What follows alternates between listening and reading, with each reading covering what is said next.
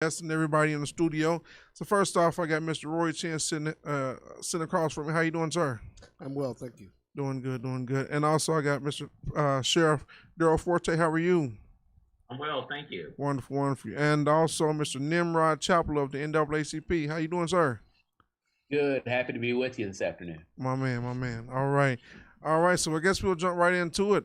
First off, you want to talk a little bit about, I know something, the topic of the show really is police brutality, but also, what we're going to go jump into. What does it mean when they talk about police reform or defunding the police? I think people don't understand what that really means. But first off, Mr. Chen, I'll let you go ahead and talk about what do you think about police brutality? It's kind of what we were talking a little bit about the other day.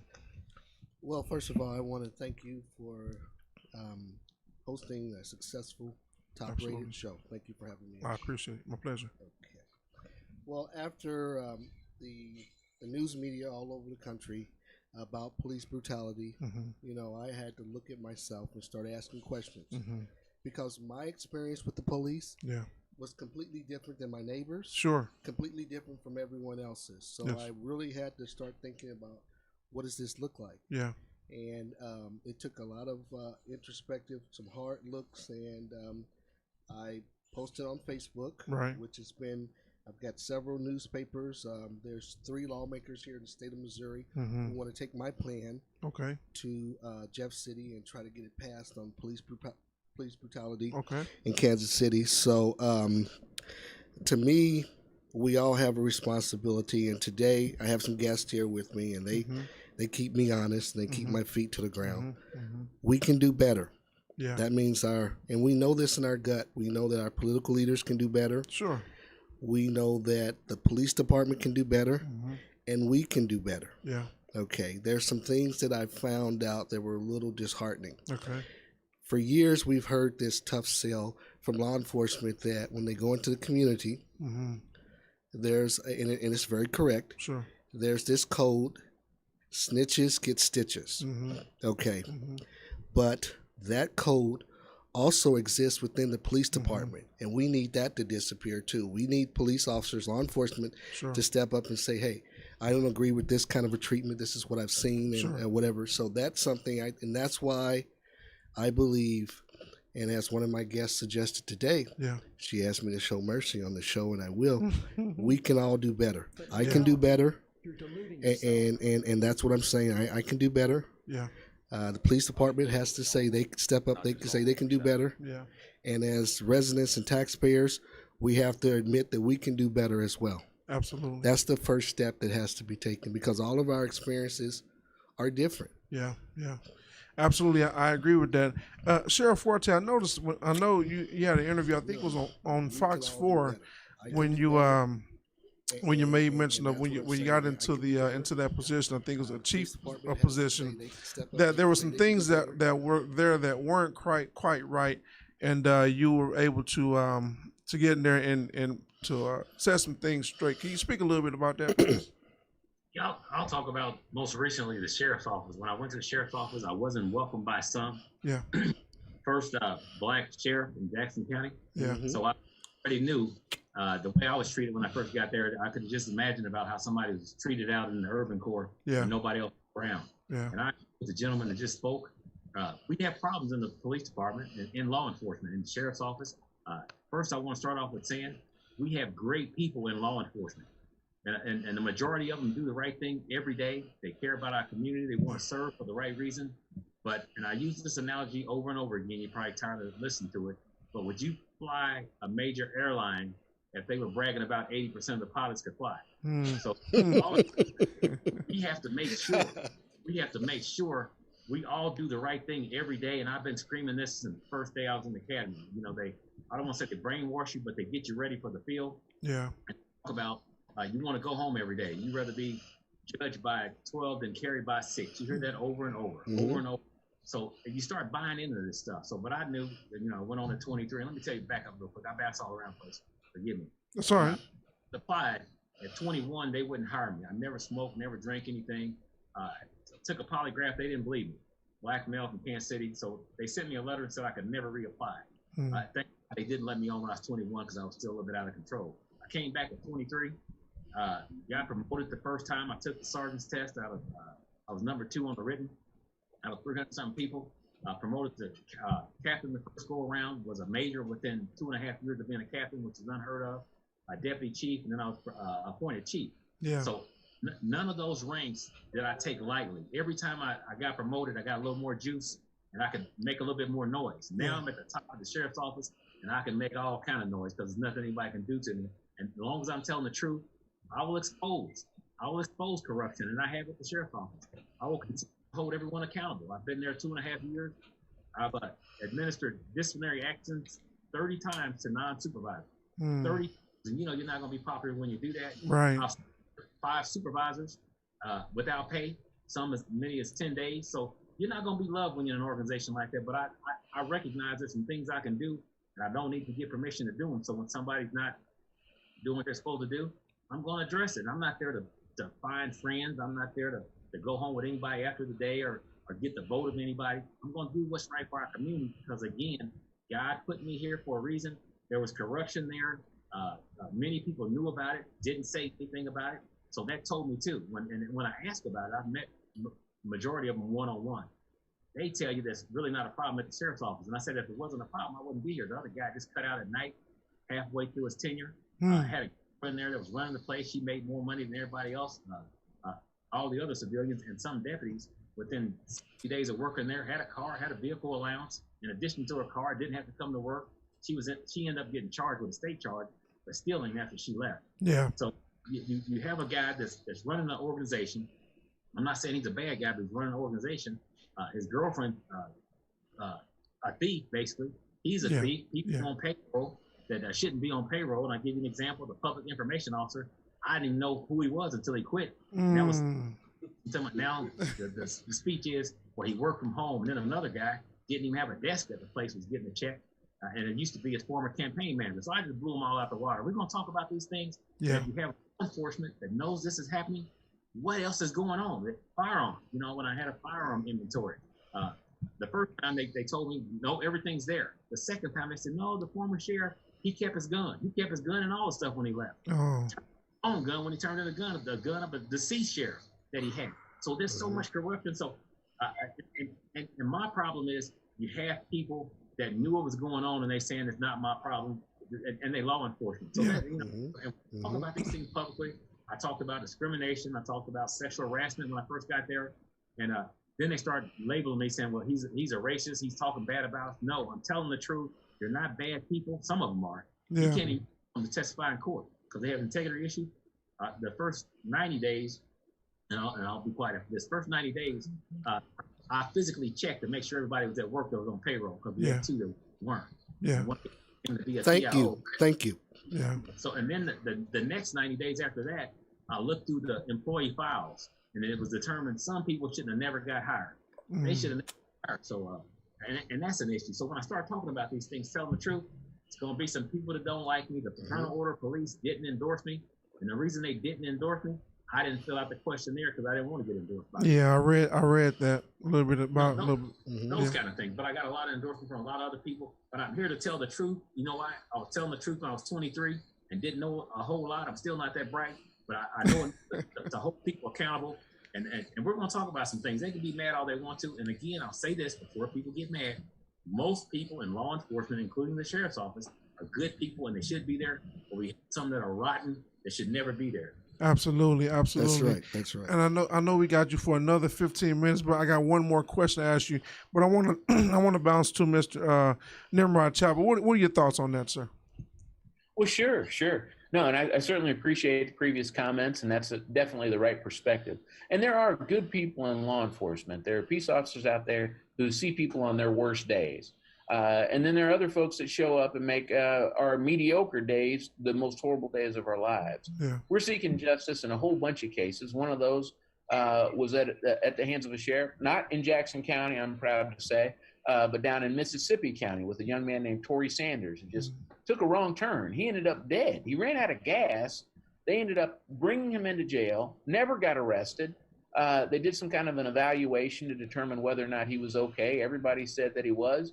And then the next thing you know, several hours later, he's dead in the jail. So we've got real issues with things like that. We have the vehicle stops report that shows 2 decades of, I would call it over policing of people of color. Yeah. And here in rural Missouri, and I've talked about it with some of the folks in town, Yeah. Kansas City, St. Louis, Springfield, Yeah. they have the same perspective, but nobody knows what to do about it. You know, if we want something different, we have to demand something different. And that's going to require, in some cases, a change in the power structure. Now, it's one thing to be working towards something.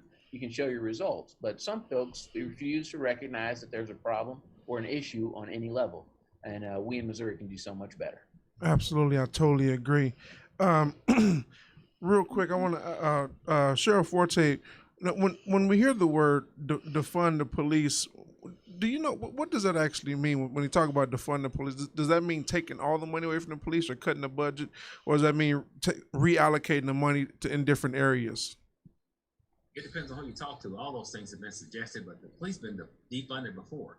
Okay. Before I was appointed chief, I was over the budget, $230 million budget, and oftentimes a city manager would come and say, "Hey, we're gonna have to cut your budget, $500,000, $1 million." So we've been defunded before, and I don't think there's anybody that I can think of, or at least I'm not aware of any politician in Jackson County or Kansas City, Missouri area that's talking about defunding the police. I think it's a good thing for people to talk about those things. Anytime you have protests, those are our customers I look at. They're talking and saying we want something different. Yeah. I don't know what that different gonna be, but what we can do is say, okay, this is the budget, show everybody everything. And there might be some places in there where we might be able to redirect something. I don't know.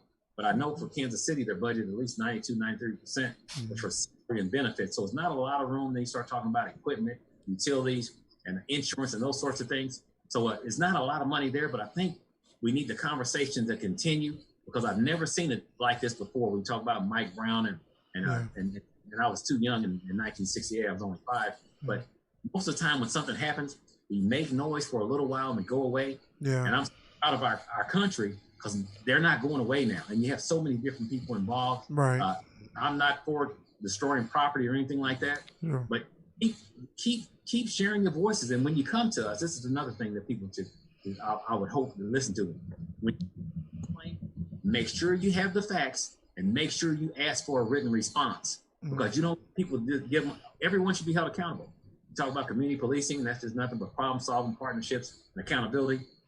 Hold people accountable, even me. If something comes up, call me and say, "Hey, what's the deal on this?" And I'll be able to, because we have to break down those bridges. If you look at the homicides pre-1968, had 99 homicides in 1968. After the race riots and dogs turned loose on us and water hoses and things like that, really pull the community apart from law enforcement, and we haven't gotten that back. And excuses. We get the mic as law enforcement leaders. We make excuses. We say, well, we can't prove they're racially profiling. I can tell you people do it, because I've been out there. I heard somebody say when I was new, somebody said, "Why'd you stop them?" And this is what the guy said: "Cause they be black." But now people can't say that. And again, most don't do that, but it's real. It's real. People are tired of it. So I understand. Being a black male raised in Kansas City, Jackson County, I've been racially profiled, and probably most blacks got a story if you've been in the urban core. So we have to do something about it as leaders. I'm the one that started de-escalation training in Kansas City, tactical deployment. It's okay to back up. Our policies normally state we can't show cowardness. I took that word out of the policy in Kansas City.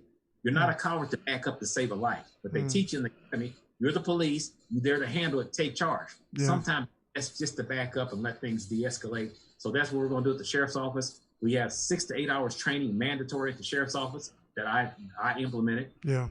Do the minimum anything when it comes to that. And leadership, we had 18 people participate in the sergeant selection process. Only 2 passed. Election of leadership, and they had to be on at least 5 years to take it. So that's what we're dealing with. I came in an organization, we're starting in the sub basement, not even the basement. So I'm trying to get up to the basement right now. And again, I think we have the right people on board. I promoted the first female to captain in almost 200-year history. Wow. In the last 7 years, there have been 8 black males hired. Last 7 years, 8 black males hired. I hired 7 of them. I think everybody's clapping for that. But we're going to keep doing what we do. We're going to keep doing what we do, because that's the right thing to do. Absolutely. Yeah, man, I thank you for that. You want to add to that, Mr. Chin?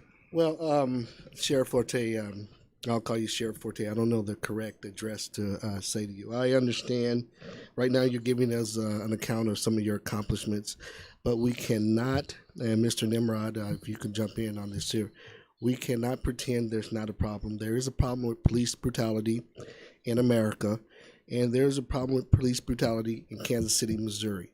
Just the other day, on the front page of the Kansas City Star, the Breonna Hill case is coming up. They're asking for the chief of police to resign, that he's protecting his officers and not the public. I mean, we have a clear problem here in Kansas City, and that's why I wanted to get on this show today and make sure that we make this moment about a moment for real change.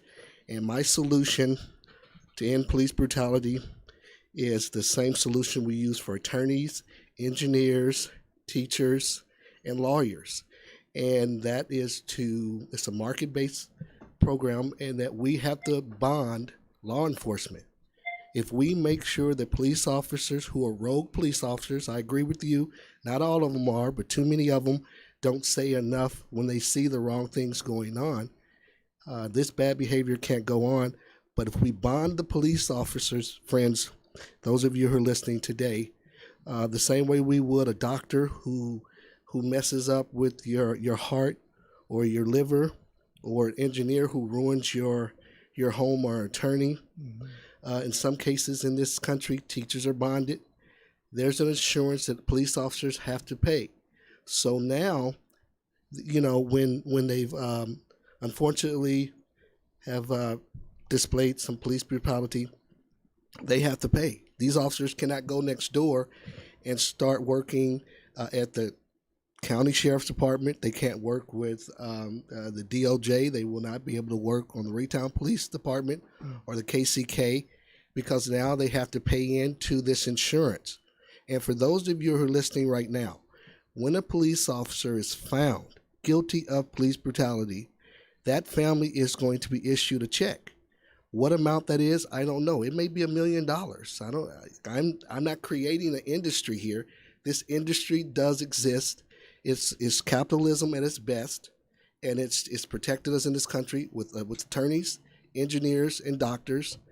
And the police department should be no different than any other profession that has the capacity of deciding a person's life. And so that's what I've called for, making sure that police officers in this city are bonded. Right now I said 3, I was mistaken, and I just got this text. There are 4 Republican state representatives who want to take my solution to Jeff City, work on it some, and come up with a way of ending police brutality. But we can't keep having these conversations. I'm 45 years old. We had this conversation when I was in high school. I'm a solutionist. And if I were mayor of Kansas City, I'd run on it. There's a way for us to end police brutality in Kansas City. It's just not something the market could allow. We have to pay for insurance on our automobiles. And what happens to drivers who drink too much or drug too much or can't drive properly? It becomes too expensive, friends, for police brutality to exist. We did the same thing with slavery in this country. It just became too expensive to continue. We cannot do these things anymore. We cannot deny women the right to vote any longer. Friends, it's just not affordable. We can't afford it. We cannot afford police brutality. And my solution is a marketplace solution to end police brutality. It's on Facebook, and I've had several newspapers asked to interview me about it, and I've given Chris the exclusive here today about what we do. But my plan calls for bonding the police department, because police brutality is real, but we cannot afford it. All right, we got our first call. I think Cynthia's got a question. Cynthia, how you doing today? I'm doing okay. Listen, I just wanted to, and I apologize for not having listened to it beforehand, but I basically want to ask, why is it not a big deal that Missouri has such an outstanding record of stopping black motorists, in terms of the police stopping black motorists? It's a good question. Well, I guess Mr. Nimrod Chapel spoke to that earlier, so if you want to go ahead and chime in on that. Thank you, Cynthia. Okay. Yeah, thanks for the question. And I certainly have a comment and a perspective. I believe that there is a huge tolerance for lawlessness through our law enforcement community by normalizing racism as a method of operation. If you look back into the 90s, during the Reagan era, when there was the broken window theories that were used to use any reason that people could come up with to stop people of color primarily, whether they were in a car or walking in New York, and we know how that ended there. And that operation is still at work in Missouri. There's still lots of people in law enforcement that believe that it is a good idea to stop black folks, period.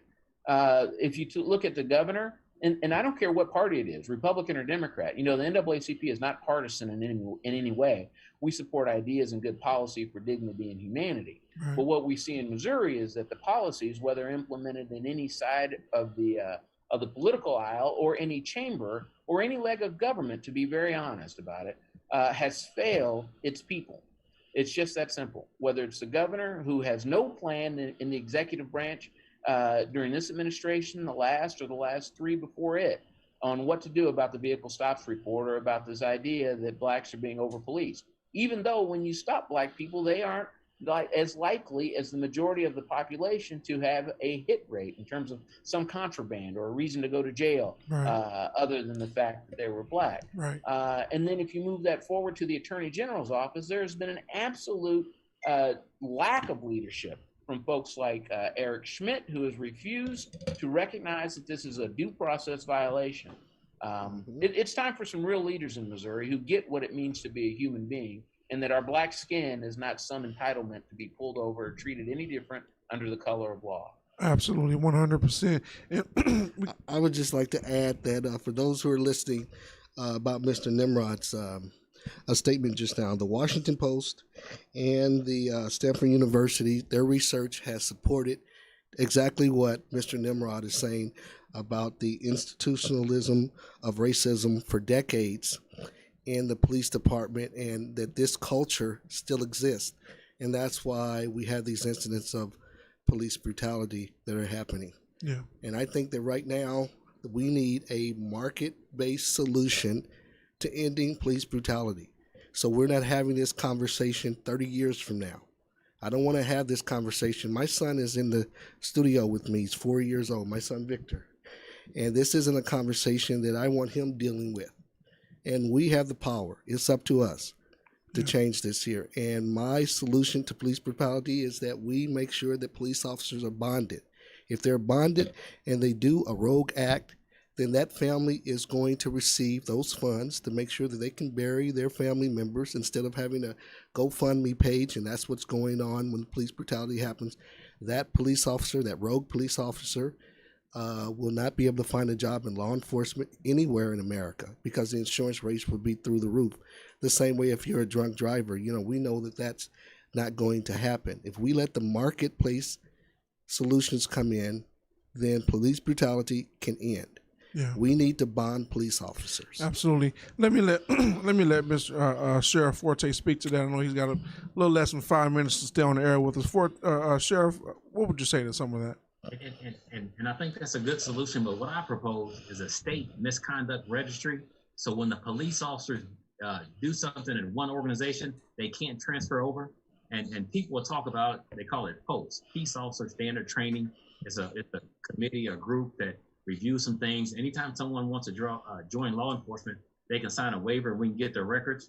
But, and I throw this out there, not trying to be mean, but if you look at the guy that's running for sheriff that occupied the spot before me, had it been a registry, the things that he did, he would be able to get back in law enforcement. But this is what they do in law enforcement. They do something wrong, they leave before there's an investigation, and then they go down the street. The difference on this one, he's coming back and trying to come back in the same house that he left. Man. He was eligible for a deputy's position if he applied. And so how can you come back and want to be the leader of an organization if you applied for a deputy one position, you would not be qualified because of integrity issues. So that's what we're dealing with. So I'm proposing, and I'll talk to at least one elected official that will talk to me about it after the session starts again, regular session, about a state misconduct registry, so we can do the investigation, we can send the information. And what is important to this, because again, I'm pro law enforcement. I grew up in law enforcement. I'm pro law enforcement to do the right thing when you're in law enforcement, but make sure there's checks and balances. That there's a committee to review before somebody's name is added to that registry. Make sure it's fact and somebody's not trying to ruin somebody. So I think what you're talking about, sir. I think bonding is another solution, maybe both. But people talk about post-peace officer standard training committee. If they don't get the records, guess what? You're not marked. And just like I said, and there's one other guy that left the sheriff's office that actually assaulted somebody, left before I could fire him, and for a number of reasons, collective bargaining and things like that. We didn't do anything to him, and he's at a neighboring agency right now. He actually assaulted someone. The case filed to the FBI. Sent information to the FBI. They didn't want to take the case, but things like that. So we have to do something. And I'm sorry to say this, but 30 years from now, you're still going to have corrupt people in law enforcement. But we have to weed them out. We have to minimize how many's there. And if you look at what happened to George Floyd, the guy had 18 or 19 complaints. Yeah. Everything but smoke a cigarette while he was sitting on his neck. He had his hand in his pocket, like everything's okay. Yeah. That's a cultural issue. I don't care if you just started today. They talked about other people being new. You have to think about humanity. Right. You have to, hey, get up. I mean, those kind of things. So it's incumbent on us leaders in law enforcement. Yeah. We don't need strictly laws to do this. We have to step up and say, we're going to fire you if you get your job back. And I can tell you about Chicago. I talked to a chief years ago that he was the chief at the time. He would fire people for lying and things like that. And they would come back, but they couldn't go back on the street. I can tell you a guy right now at the sheriff's office. You can't use him in court. We have two people that I'm aware of. They can't testify in court, but they still sheriff's deputies because they're protected in certain ways. And when you have a former sheriff that was doing all kind of things, and integrity related and criminal based and things like that, how can you discipline the people under you? Yeah. When you're doing so, you can't. It takes your steam away. So it's incumbent upon us. It doesn't have to be laws and things like that. We need to make sure we do our job, and people can't go down the street and do it, and we can wait for laws to change and things like that, but it's a little simpler than that. We can still catch some people and make sure they stay out even when they leave. So I applaud you for your bonding ideal. I think we need to throw some things out there, but it's not going to go away. When you have people, there's going to be some deceit. And Absolutely. I think, Sheriff, that's excellent. I'm glad you're on today. It's cleared up a lot of things, and I was thinking about you for sheriff, but right now, man, your credibility with me has gone really high. So you're going to most likely get Chen's vote for sheriff. But one of the things that you were saying is that we have to understand and normalize what the use of force standard. That's something else. The use of force. That's not in the city, in the county, the state. There's no normal level for the use of force. My plan calls for establish a use of force standard. So we know collectively that this is the standard by which we know that use of force can or cannot be used. But right now that's kind of ambiguous, and you were speaking to that a little bit. Also, my plan calls for an appointed independent prosecutors. District attorneys cannot investigate their friends on the police department because they work so closely together. Friends at home that are listening, my plan calls for independent prosecutors to prosecute the police, not the DA, who are their friends and co-workers. And that's so we're looking at a systemic problem. And Mr. Nimrod, I'm sure you have the evidence and the information on that. When I say institutional racism, this is a part of the institutional racism that's going on, because now we have the prosecutor's office not doing what they need to do because they're too close to the police department. We have within the police department a loose standard, nothing established about a concrete use of force standard. My plan calls for this here. And also, for those of you who are listening, we need to establish a residence oversight committee, because we have the police board of directors, and I think it's probably $1 million poorly spent. These are individuals who are mostly chosen by the governor, and it's just poorly spent. I think we could take that money and put it somewhere else. So when you guys are talking this mumbo jumbo about defund the police, Let's do the things that really matter. Let's get rid of the Board of Police Commissioners because they haven't earned one penny of their money. I shouldn't have to come up with these solutions. These are solutions that should be presented by the Board of Directors. Yeah. This is not something, the Police Board of Commissioners. Yeah. So if you look on Facebook, and many of you have, that's why I'm here today, look at my plan to end police brutality. These are concrete decisions that could be made today on the local, county, and the state level. The federal government doesn't tolerate a lot of this nonsense, but it can be changed today on the local, the county, and state levels. So just take and look on my Facebook page. You'll see my plan. It's a living document, people, because already the sheriff has given me some ideas to go back and refine it. Yeah. But this is a living document where we can just take a little bit from here and there and piece it together so that we have a plan that protects our children. I have a 4-year-old son, Victor, who's here with me today. And this is not something I want him to go through.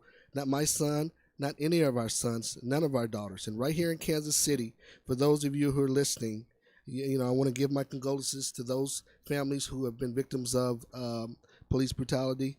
I know there's a Breonna Hill case that's going on right now. I would ask everyone to look this up because it is happening to us. If it's happening to this person, that person is I'm George Floyd. All of us can be George Floyd, and we want to end this today in Kansas City. That's why I'm here today.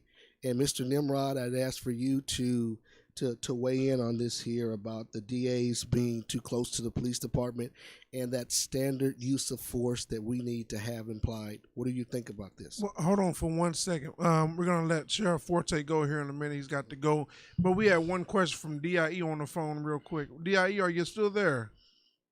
Yes, it's CIE. But thank you for I'm sorry. for hosting. And no, that's okay.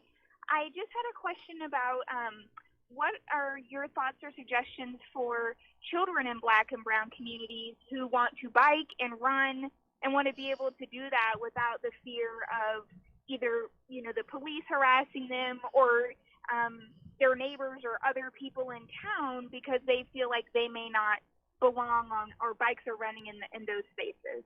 Yeah, that's a great question. In fact, that was what we're getting to later on. We can talk about it right now. Forte, Sheriff Forte, before you go, would like to speak to that and then tell people how they can get a hold of you, sir? Okay, I'll give you my number first, and I'll give it after I throw it out all the time.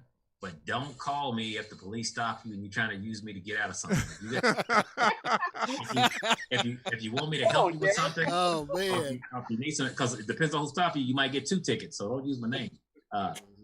Number 816-492-1076, and again, probably text me so I'll know kind of what you're talking about before I take a whole bunch of unnecessary calls where people are angry at somebody and not making sense. And call me after you calm down too.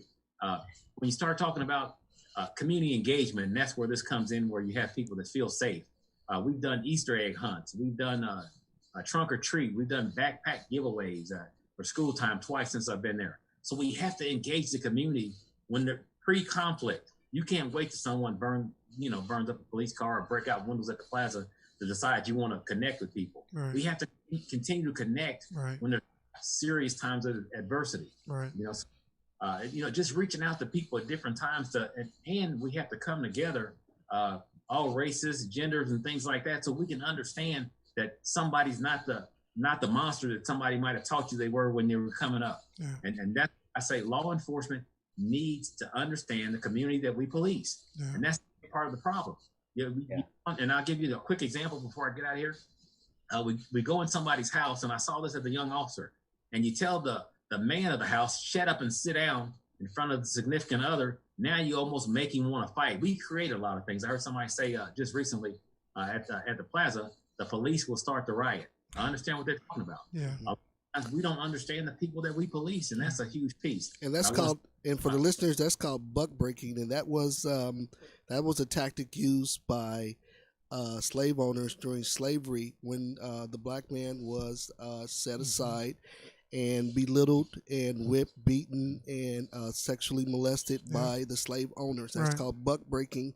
and it is a shame. I've seen police officers do that, Yeah. and this here leads to, of course, the escalation that causes problems. I want to close with real quick. I want to say thank you to my brothers and sisters out there every day that put their lives on line. Again, most of them do the right thing. They would do anything for anyone. So I don't want to look like I'm demonizing the entire law enforcement community, because most do the right thing, but most is not good enough. But I want to tell them to be safe, stay strong, and let's keep doing what's right to show the people that we earn their respect. We earn their respect. You earn respect by making sure you report wrongdoing. That's a great way to earn respect. But I got to get out here now. I got another appointment. Absolutely. Thank you all. Listen, thank you, Sheriff. I appreciate you, man. Thank you for your help and everything you do. And Sia, thank you for your question. CIE, thank you. All right, we're gonna go to a break here real quick and kind of reset the show. Let Sheriff Forte jump out of there. And Dr. Chapel, we may send you another Zoom link because I think this one here may expire in just a minute. So we'll go ahead and reset the show, and then we'll come back on the other side. All right. Thank you. Thank you, sir.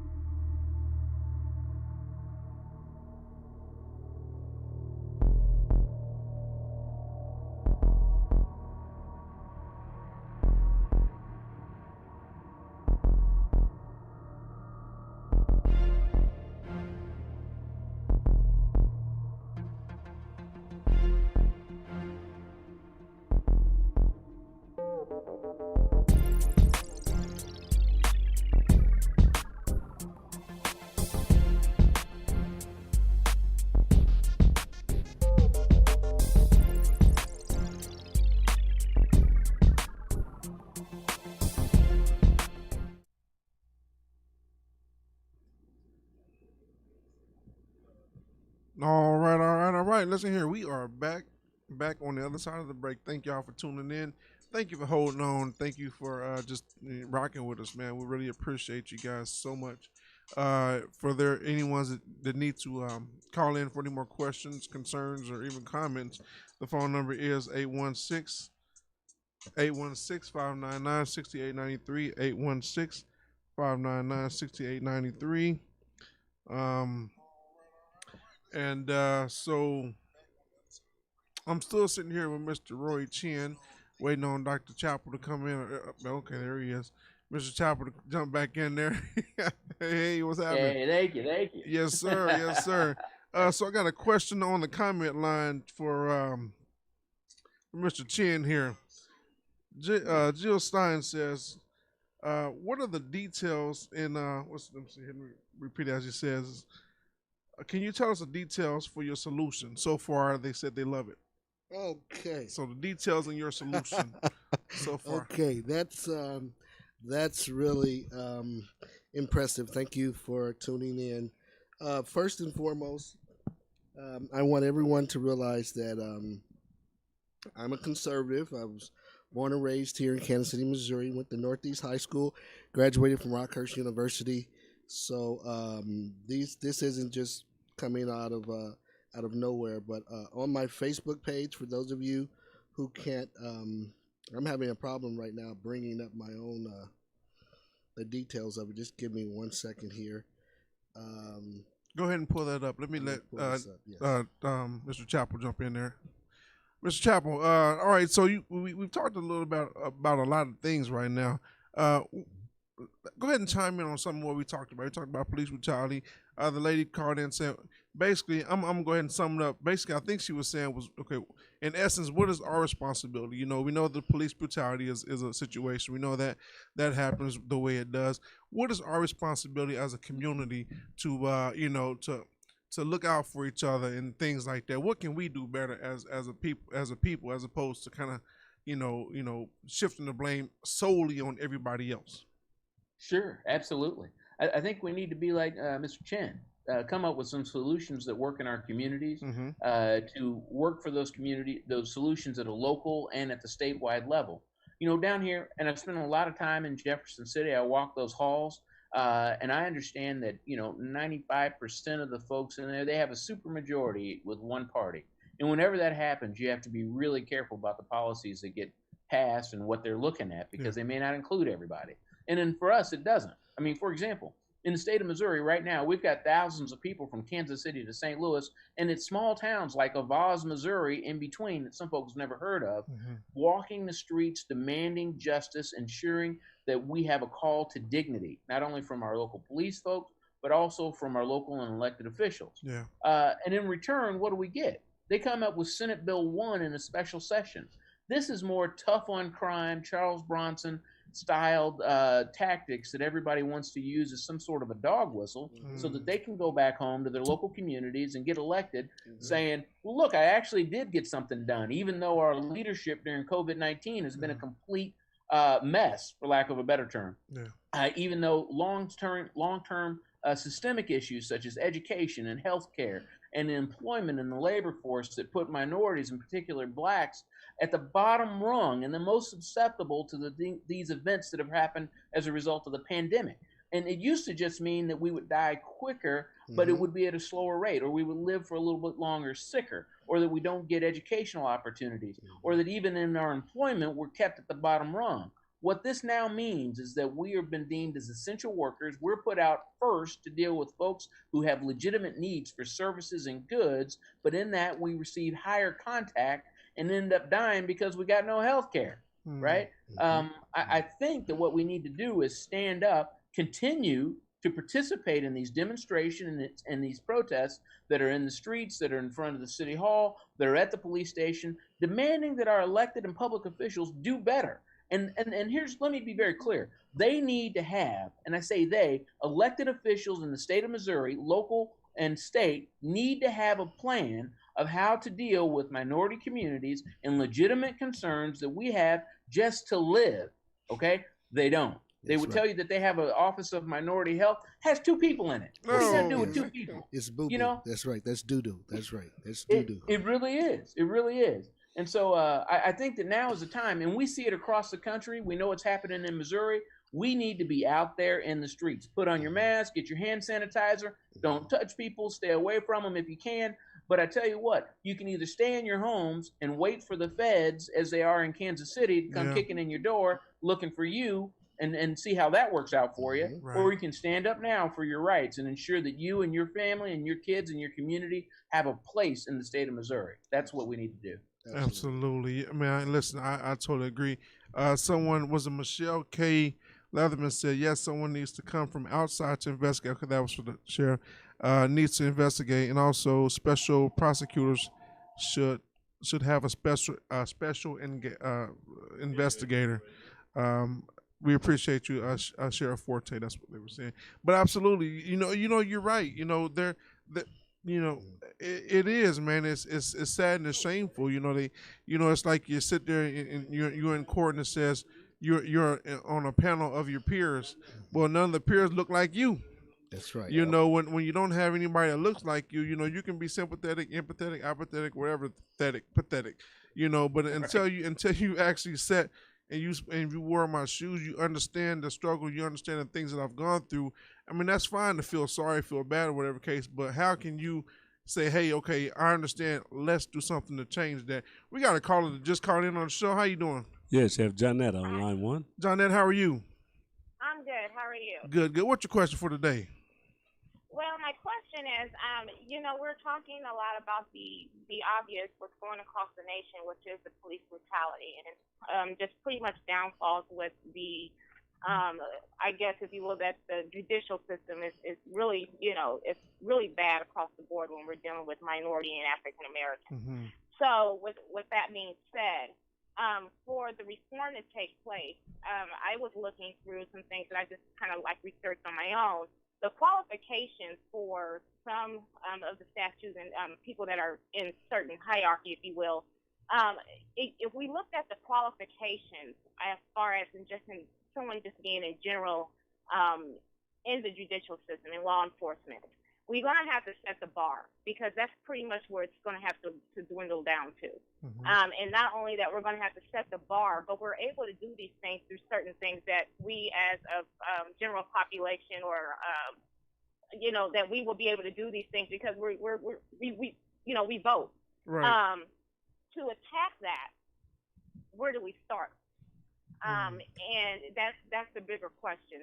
Is like, where do we start? We have a lot that that we've been dealing with for decades and decades and decades. Yeah. And then when you go in the background, if you will, and start rolling up your sleeve and pulling out boxes of things that what would qualify such an individual to make such haste coverings over judicial or governmental statutes.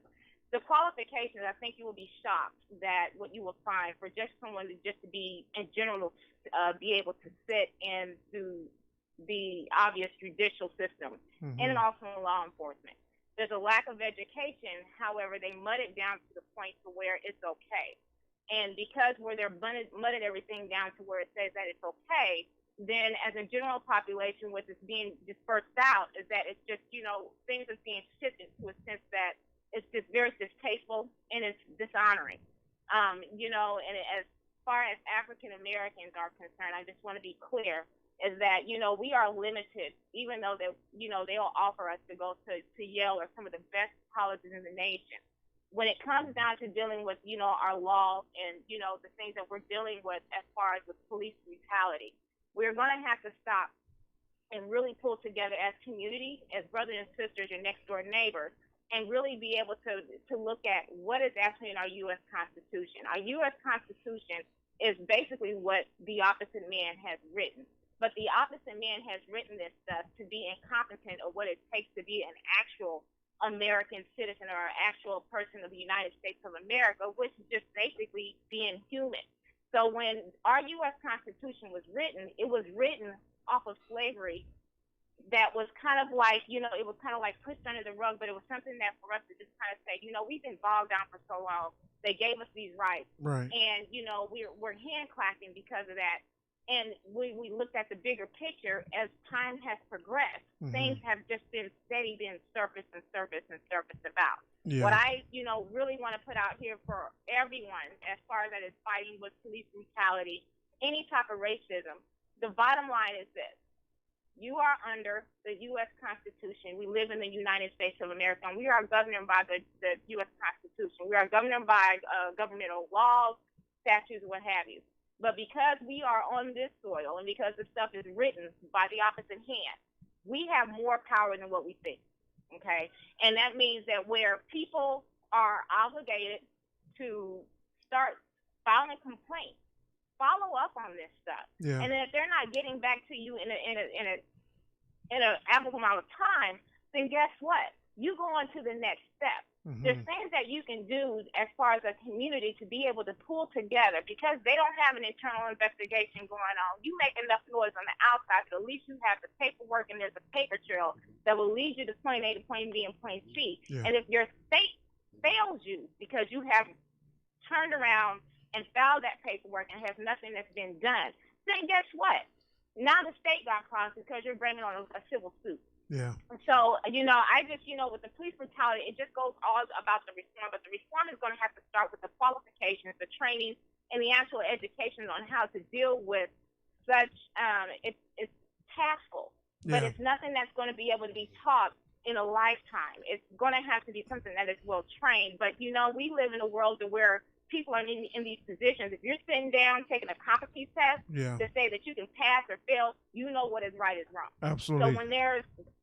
So when there is disciplinary actions against these types of things, then they need to be a little bit more than just tapping hands on the wrist. People need to be fired, pensions need to be taken away, and then they need to have some type of recovery as far as, making things to a point to where it's, tradition has been. Absolutely. Been Right. We got you, definitely. And there needs to be accountability. I got you. Thank you, Janelle, for your call. We appreciate it. No problem. I found that answer. Okay. We got that right, and we got about 3 or 4 minutes in the show. We'll before you read that, Dr. Nimrod Chapel, how can people reach out to the NAACP? Well, sure. Well, I'll give you a couple of things. The first is if you call 844 NAACP help, 844 NAACP help. That's a great way to get connected with us. If you've got issues related to discrimination, harassment, retaliation on the job, in the public place, or in any way, the NAACP wants to be of assistance to you. Other than that, share an email address, which is Nimrod, NIMROD, Chapel, CHAPEL, JR @gmail.com. Hey, listen, we're a volunteer organization. We don't have any paid employees, but we have a lot of committed volunteers who try to do their best. So Nimrod Chapel Jr. @gmail.com. Absolutely, man. That sounds great. Thank you so much for that. And I'll let Dr. Kind of yelling, Mr. Nimrod. Yeah. Oh, yeah. And by the way, I like your shirt. Mr. Nimrod. Hey, thank you. I like your name, Mr. Nimrod. I like your name. Okay, that's I know the history of that, you. but I want to say that again, my name is Mr. Chin, just like your nose, your ears. Chin. I'd like to reach out to you personally. If you could maybe friend me on Facebook or something. There's a project that I have coming up in the next few weeks. And I really would like for you. I'd like to run it past you because we would need your input. I have a way of reducing crime in Kansas City, Missouri, that the police department has failed to do, and the FBI now is using a different agenda in Kansas City. They're not accomplishing what they said they were going to accomplish. But I'd like to reach out to you because in a few weeks we are going to be launching something because we're not waiting. I may be running for mayor, but I can't wait 4 years for the butt clowns in City Hall to get it right. Our children can't wait 4 more years in these unsafe streets for these people to get it right. So I'm standing up, and by the grace of God and the willingness of men like you, we're coming together, and in a few weeks we're going to launch something that will reduce crime in Kansas City. It doesn't cost any taxpayers any money, and we're going to do more than just hold hands and read John 16. It's going to be, there's your things. Friends at home, my name is Roy Chin. Those of you listening, I used to be a public administrator for the 16th largest city in America. There are solutions to every problem we're facing in the state of Missouri and in Kansas City, Missouri. Don't let these politicians tell you a lie. There's a solution. There's a market solution for every problem we are facing. My solution to police brutality can be implemented in less than 6 months to a year. But what it will restore is that the cities won't have to pay out hundreds of $millions again for rogue officers who do things that are illegal. Okay, no one loses their lives and no one loses their dignity as a human being. And another benefit of it will be that police officers will get the respect that they should have when they come into our community in order to do their job. So don't listen to the hype and the doo-doo that it's going to take forever. Friends, it's not going to take forever. It's not. That's a lie. It can be done. Ford, GM, and Chrysler turned their act around once they got their butts kicked by the foreign automakers. They had to ask for a bailout. You guys remember the bailout, the TARP bailout? And after that, Ford, GM, and Chrysler started developing cars that we wanted to buy overnight. There are solutions to police brutality, friends. Elect leaders who have the superior intellect, who understand the community to get it done. The people who are qualified and educated and have the experience to get it done. Just voting for people because of the complexion of their skin, it hasn't worked for us. Yeah. We've had a black mayor, a black city council, a black school board. We had a black chief of police, and Kansas City was at the bottom in almost every area that we designate success and failure. We got 1 minute. So please don't let them give you the hype. Look on Facebook. It's Roy Chin. It's ROI. Chin is CHINN. And look at my plan to end police brutality. Miss Stein had a question, and I can run this off for you really quickly. Jill Stein had a question about what my plan calls for. It calls for all law enforcement to be bonded. Therefore, if a police officer practices brutality or recklessness, families are compensated for the damages and loss to their loved ones. Municipalities and communities are protected from dangerous rogue officers, and the taxpayers won't have to pay out large lawsuits for police brutality. Rogue police officers will never be able to work in law enforcement again. Okay, we'll kick out ICE from the urban areas because it's too time consuming and it's too much time, costs too much time for police officers to take and do the job of ICE. We're going to treat addicts and mentally ill people like they need help, not jail. Jail is not a one-size-fits-all prescription. Okay, so real quick. Yep, cut us off. Okay, you cut us off. All right, thank you everybody for tuning in, man. Check me out next Tuesday. God bless y'all. Street Therapy Chris from my guests. They're tuned in. All right, God bless y'all. Be cool. Thanks, brother.